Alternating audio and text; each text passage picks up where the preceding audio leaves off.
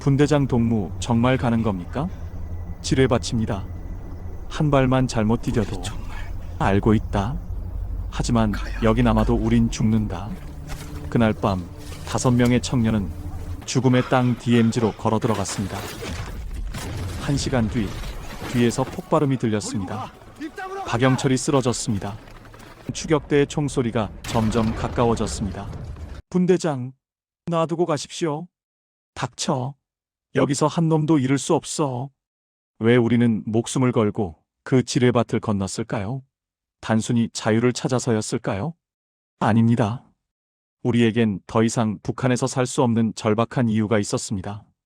이 믿기 힘든 5청년의 탈출기가 궁금하시다면 구독과 좋아요 부탁드립니다. 여러분의 관심이 더 많은 북한의 진실을 전할 수 있는 힘이 됩니다. 2009년 3월, 저는 19살에 인민군에 입대했습니다. 함경북도 온성군, 두만강이 보이는 작은 마을이 제 고향이었습니다. 아버지는 협동농장에서 일했고 어머니는 장마당에서 두부를 팔아 생계를 이었습니다. 평범한, 아니 가난한 북한 가정이었습니다. 철수야, 군대 가면 밥은 먹고 다니니까 걱정 마라. 어머니는 그렇게 말씀하셨지만 눈가가 붉어져 있었습니다. 북한에서 군 복무는 남자라면 누구나 가야 하는 의무였고 최소 10년이었습니다. 10년.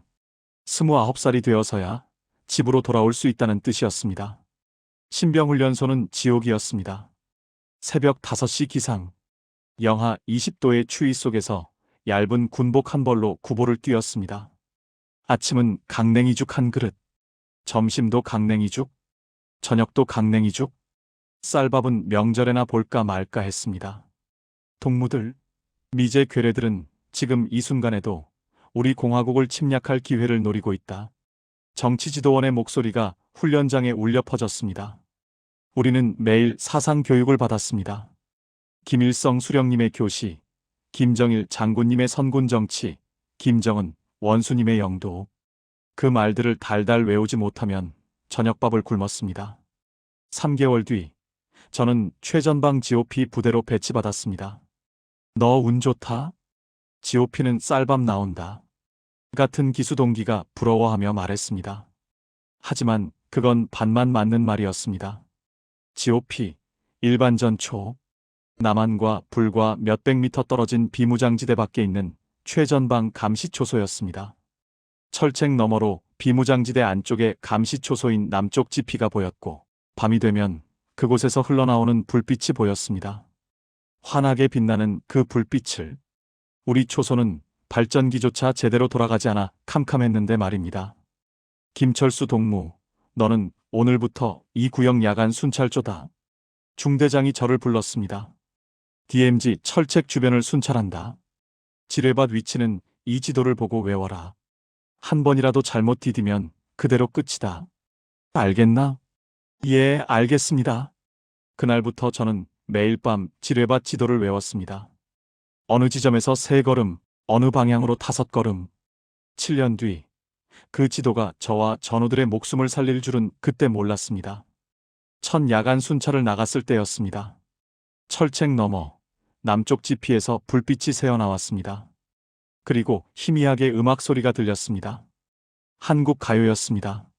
저게 남조선 음악입니까? 옆에 서 있던 선임이 낮게 말했습니다. 쉿, 조용히 해.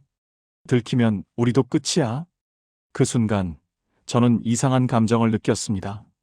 500m, 단지 500m 떨어진 곳인데 그곳 사람들은 밤에도 환한 불을 켜고 음악을 들으며 살고 있었습니다. 왜 우리는 어둠 속에서 떨고 있는 걸까요? 그 질문은 7년 뒤 저를 이곳으로 이끈 첫 번째 씨앗이었습니다. 2014년 여름, 저는 상등병으로 진급했고 분대장 직책을 맡게 되었습니다. 김철수 동무 축하한다. 이제 너도 간부 대접을 받을 수 있어.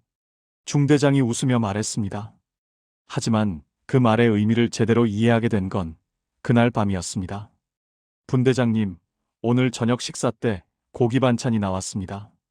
막내 병사가 신기한 듯 말했습니다. 북한군에서 고기는 명절에나 볼 수 있는 귀한 음식이었습니다. 그런데 평일에 고기가 나온 것입니다. 그래? 어디서 났는지 아나? 글쎄요. 중대장님이 뭔가 물자를 받아오신 것 같던데요.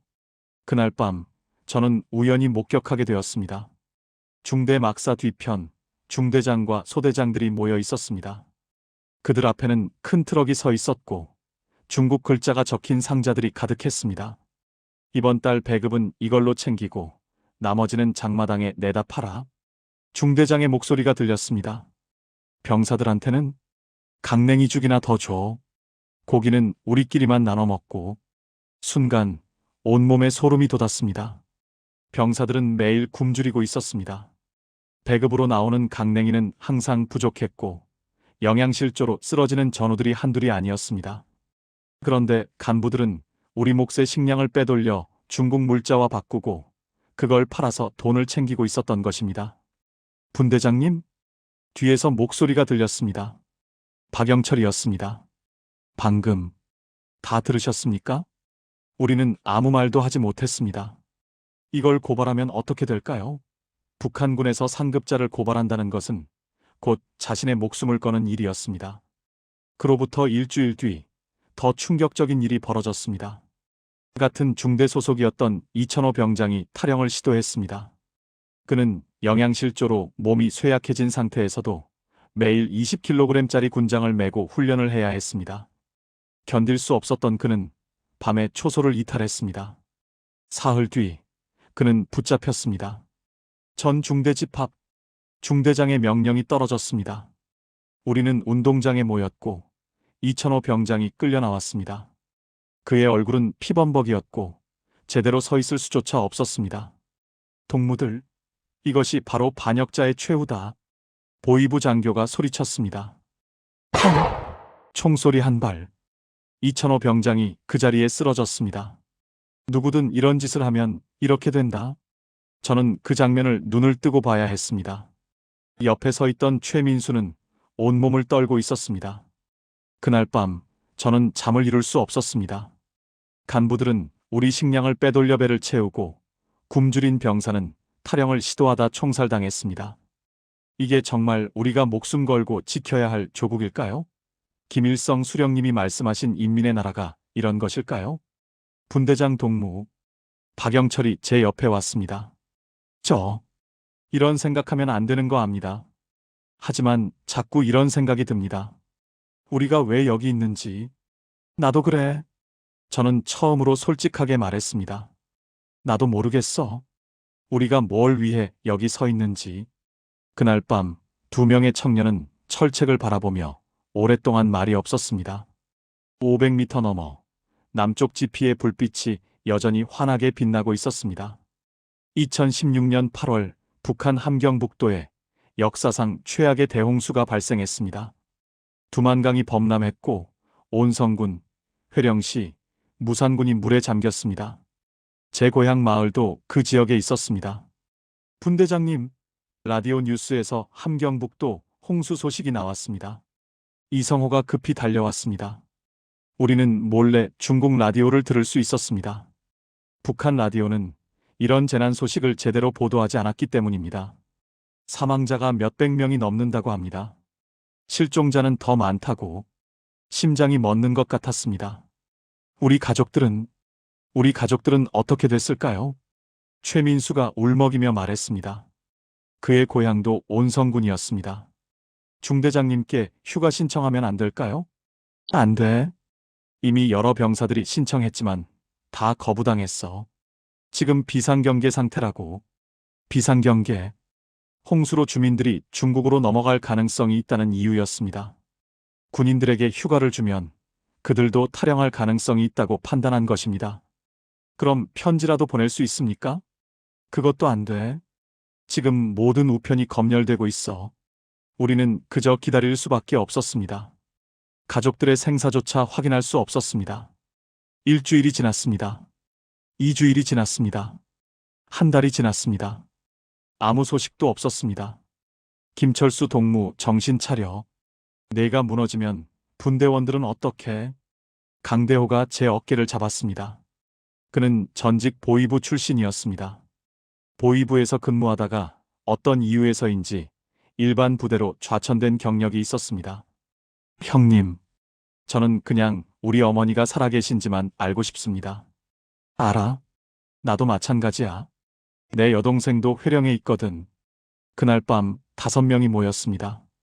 김철수, 박영철, 이성호, 최민수, 강대호. 우리는 모두 함경북도 출신이었고 모두 가족 소식이 끊긴 상태였습니다. 분대장님, 박영철이 조심스럽게 입을 열었습니다. 이런 말하면 안 되는 거 아는데요. 솔직히 말씀드리면 저는 이제 여기서 못 견디겠습니다. 형, 무슨 소리야? 타령하자는 거야? 이성호가 놀라 물었습니다. 아니, 그게 아니라. 모르겠어. 그냥 이 나라가 믿어지지 않아.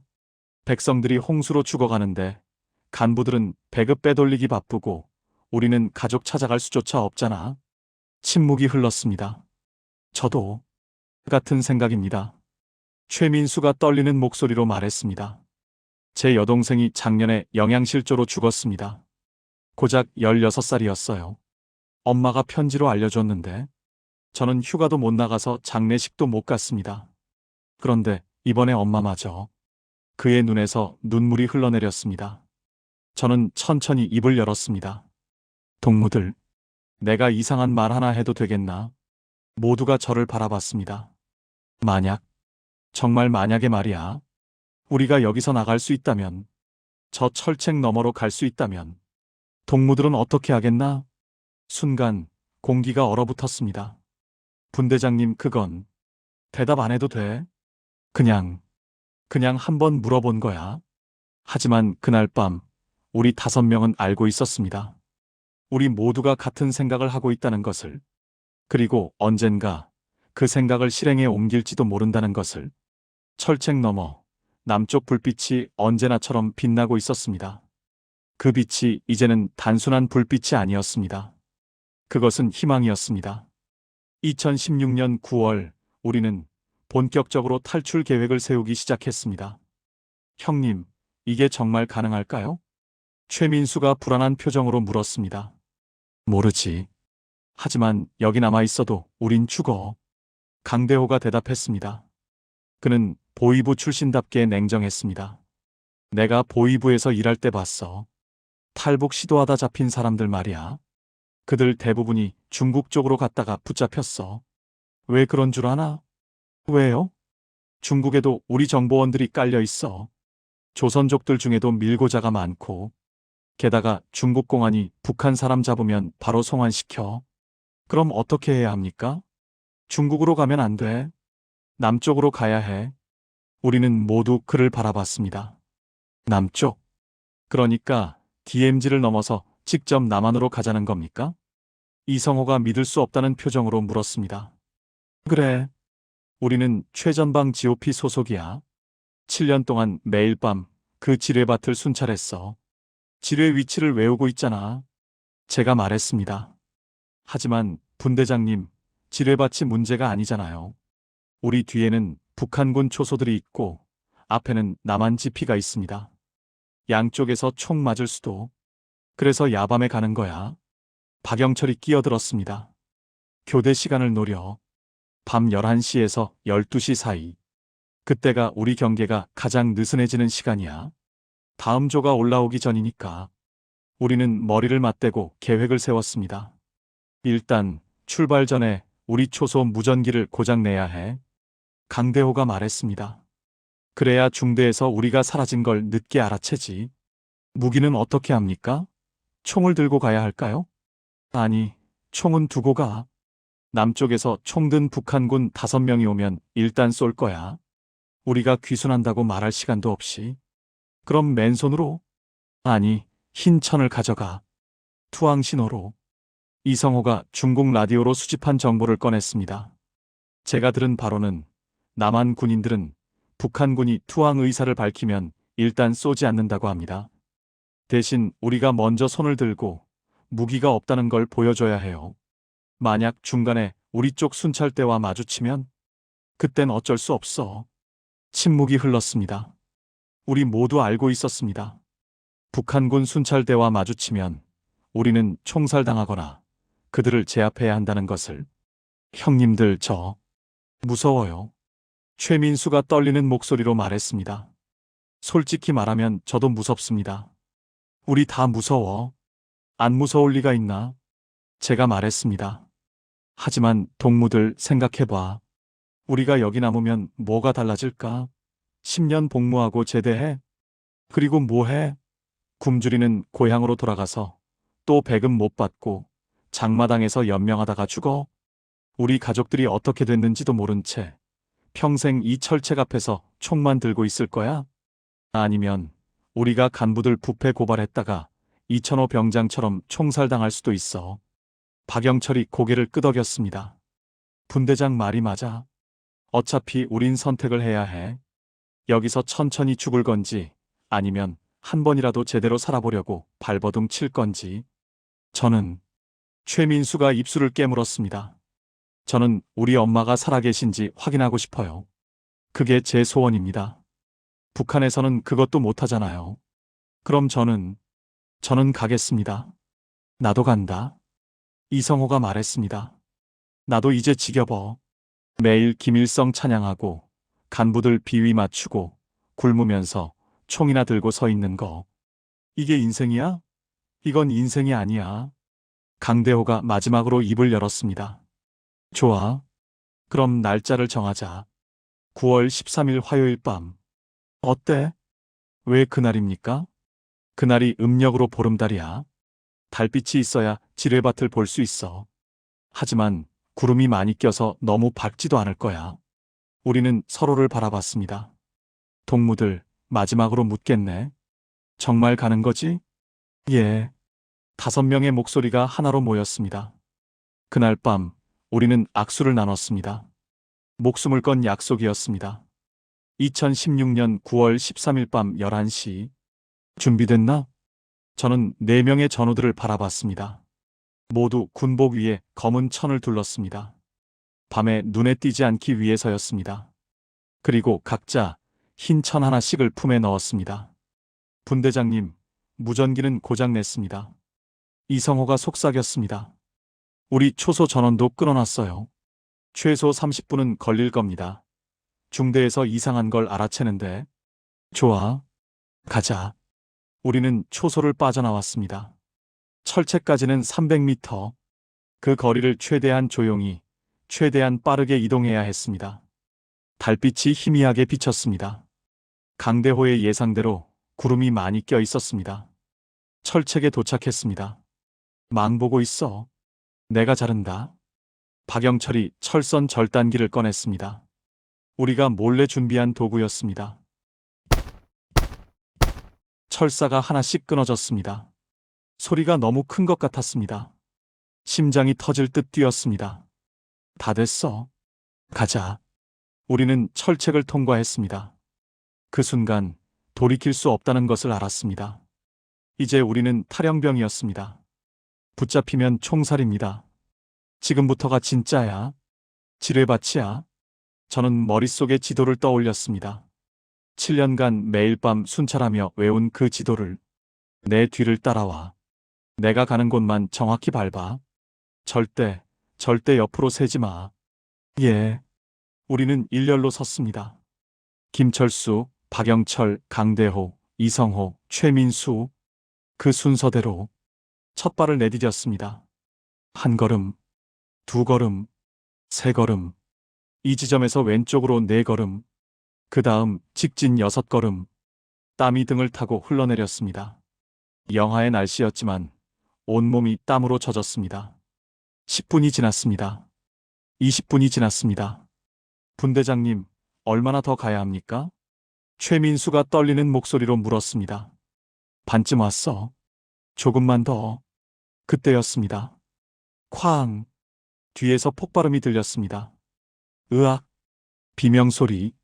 저는 급히 뒤를 돌아봤습니다. 박영철이 쓰러져 있었습니다. 영철이.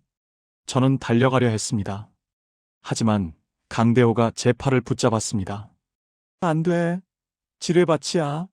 내가 가면 너도 죽어. 하지만 형님, 다리가 안 보여요. 박영철이 신음했습니다. 달빛 아래서 그의 하반신이 보였습니다. 아니, 보이지 않았습니다. 왼쪽 다리가 없었습니다. 영철아, 버텨. 내가 지금 갈게. 분대장님, 안 됩니다. 이성호가 제 앞을 막아섰습니다. 지금 가시면 분대장님도 지뢰밟습니다. 그럼 우리 5명 다 죽어요. 그럼 영철이를 어떻게 그냥 두고 가자는 거야? 형님, 박영철이 피를 토하며 말했습니다. 가세요. 저 이제 안 돼요. 피가 너무 많이 나와요.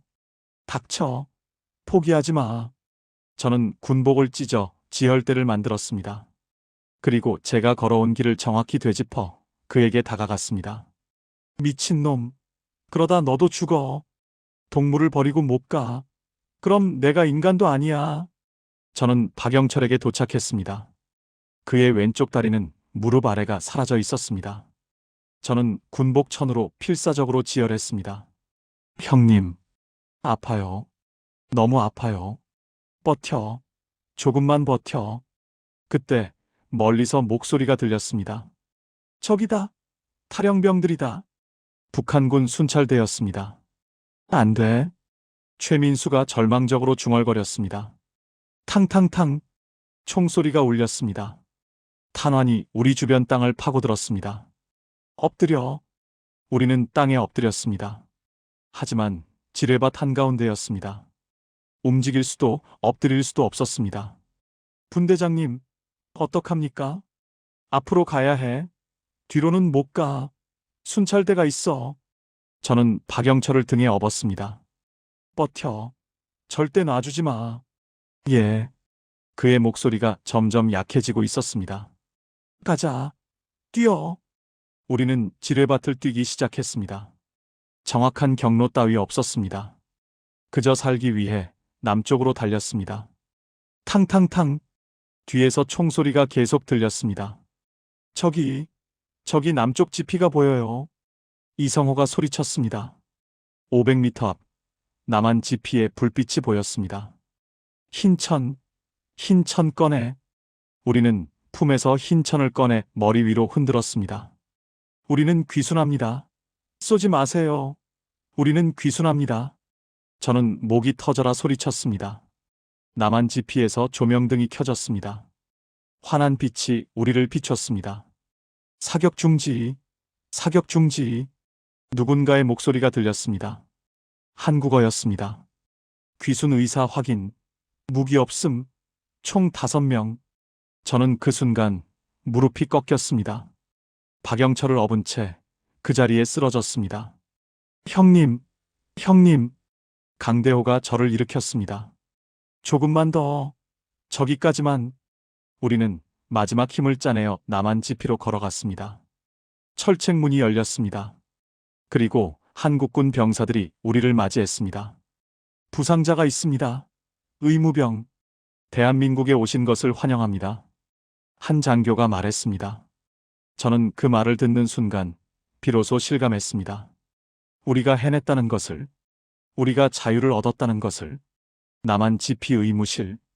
형광등 불빛이 눈을 부셨습니다. 환자 상태 어때? 출혈이 심합니다. 지금 당장 수술해야 합니다. 의무병들이 박영철을 들것에 옮겼습니다.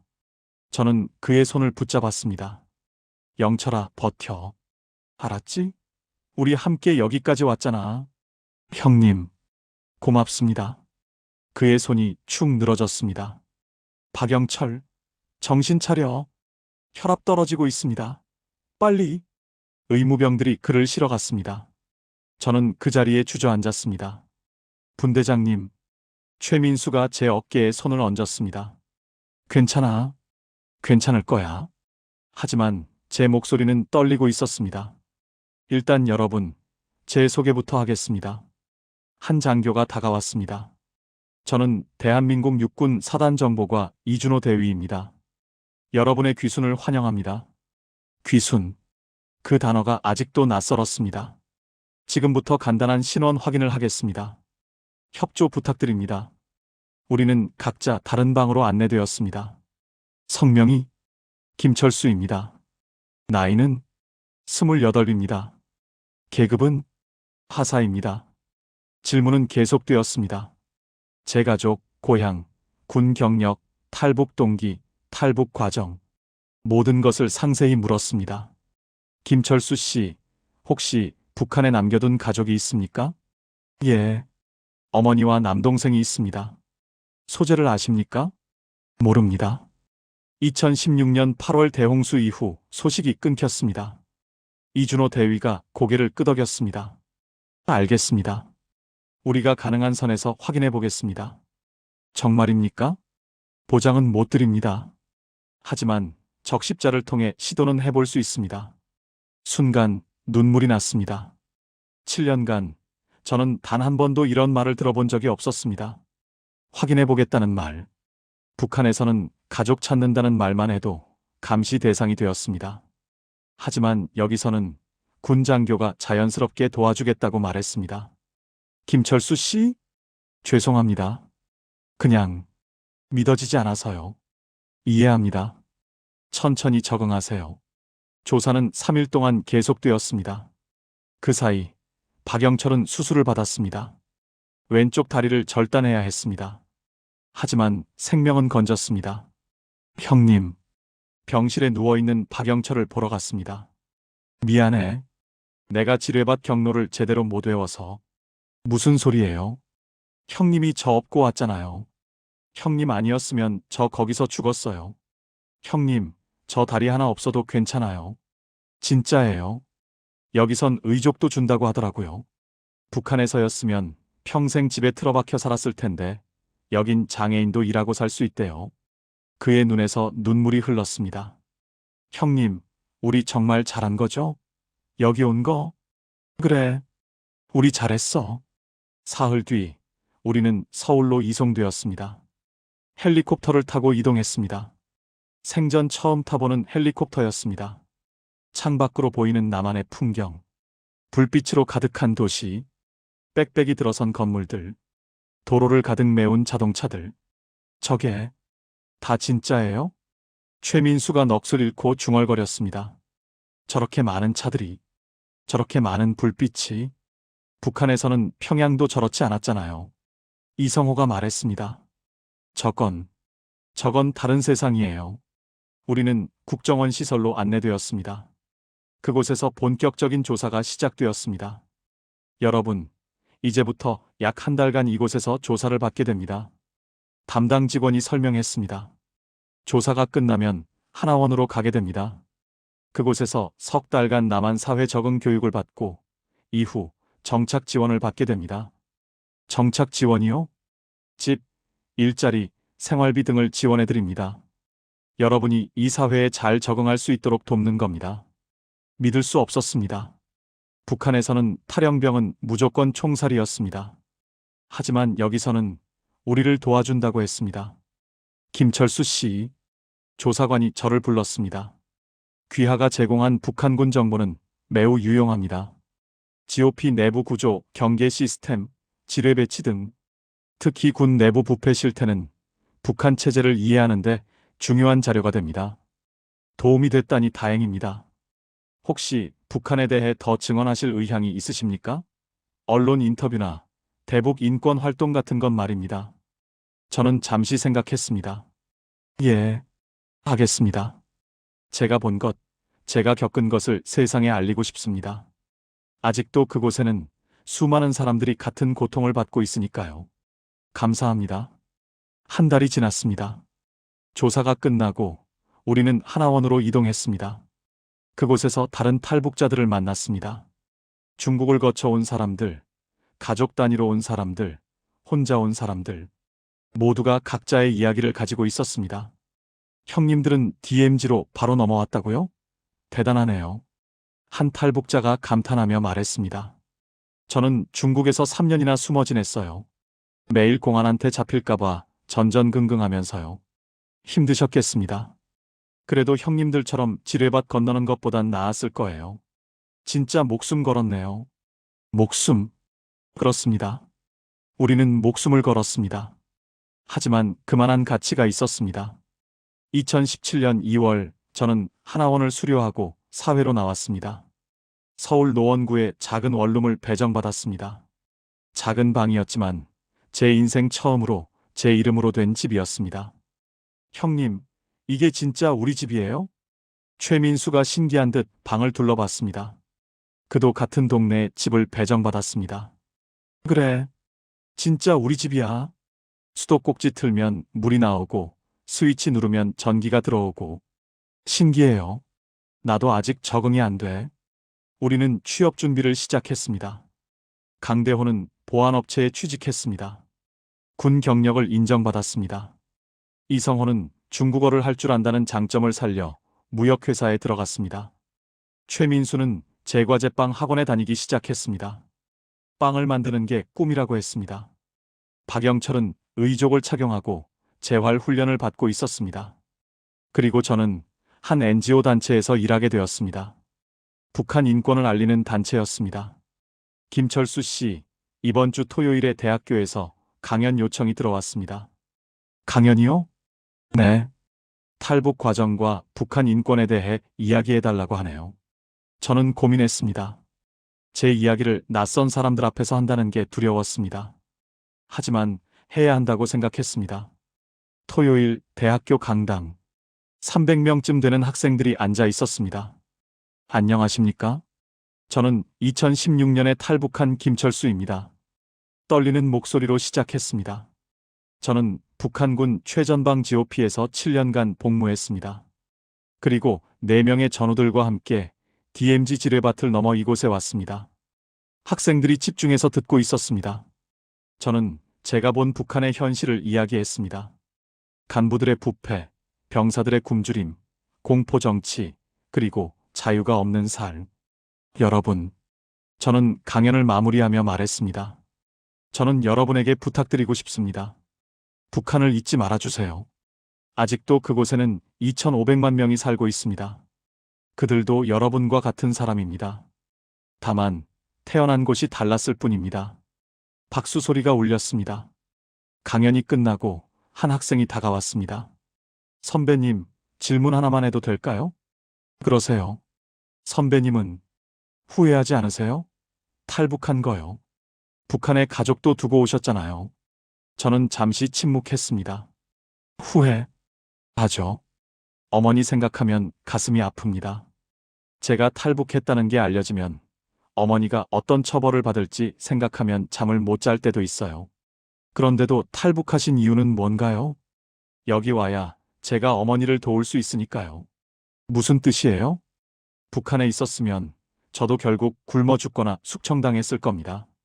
하지만 여기 와서 저는 돈을 벌 수 있고 북한의 진실을 알릴 수 있어요. 언젠가 통일이 되면 제가 번 돈으로 어머니를 모실 수 있을 겁니다. 그리고 북한 인권 개선을 위해 목소리를 낼 수 있어요. 학생은 고개를 끄덕였습니다. 감사합니다. 응원하겠습니다. 2018년 9월, 저는 적십자를 통해 소식을 들었습니다. 어머니가 살아계셨습니다. 대홍수에서 살아남으셨고 지금도 온성군에서 장사를 하며 살고 계셨습니다. 남동생도 무사했습니다. 편지를 보낼 수 있었습니다. 물론 직접적으로는 안 됐지만 중국을 통해 전달되는 방법이 있었습니다. 어머니, 저 철수입니다. 살아있습니다. 건강합니다. 어머니도 건강하세요. 언젠가 꼭 다시 뵙겠습니다. 그 편지를 쓰며 저는 한참을 울었습니다.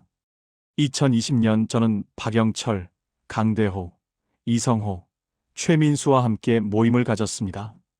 형님들, 우리 탈북한 지 4년 됐어요. 최민수가 말했습니다. 그는 이제 제과점에서 일하고 있었습니다. 시간 빠르네. 박영철이 웃으며 말했습니다. 그는 의족에 완전히 적응했고 장애인 체육회에서 육상선수로 활동하고 있었습니다. 형님들, 우리 그때 결정 잘한 거죠? 당연하지. 강대호가 말했습니다. 우리가 북한에 남았으면 지금쯤 어떻게 됐을까? 아마 아직도 굶고 있었겠지. 아니면 코로나 때문에 더 심해졌을 거야. 맞아요. 뉴스 보니까 북한이 국경 완전히 봉쇄하고 주민들 통제가 더 심해졌다던데요. 이성호가 한숨을 쉬었습니다. 우리 정말 운이 좋았어. 운이 아니야. 제가 말했습니다. 우리가 용기를 냈던 거야. 목숨을 걸고 선택했던 거고. 맞아요, 형님. 최민수가 술잔을 들었습니다. 우리 탈북 4주년 축하해요. 그리고 자유만세, 자유만세. 우리 다섯은 술잔을 부딪혔습니다. 저는 지금도 가끔 꿈을 꿉니다. DMZ 지뢰밭을 건너는 꿈, 뒤에서 총소리가 들리는 꿈, 박영철이 쓰러지는 꿈. 그럴 때마다 식은땀을 흘리며 깨어납니다. 하지만 이내 깨닫습니다. 이곳이 현실이라는 것을, 저는 더 이상 북한에 있지 않다는 것을, 저는 자유롭다는 것을. 창밖을 보면 서울의 불빛이 환하게 빛나고 있습니다. 500m 너머에서 보던 그 불빛, 이제 저는 그 불빛 속에서 살고 있습니다. 여러분, 자유는 공짜가 아닙니다. 저와 전우들은 목숨을 걸고 이 자유를 얻었습니다. 부디 여러분이 가진 자유를 당연하게 여기지 마세요. 그것이 얼마나 소중한 것인지 북한에서 온 저는 매일 느낍니다. 그리고 아직도 북한에 남아있는 2,500만 동포들을 기억해 주세요. 그들에게도 언젠가 이 자유가 찾아올 수 있도록. 감사합니다.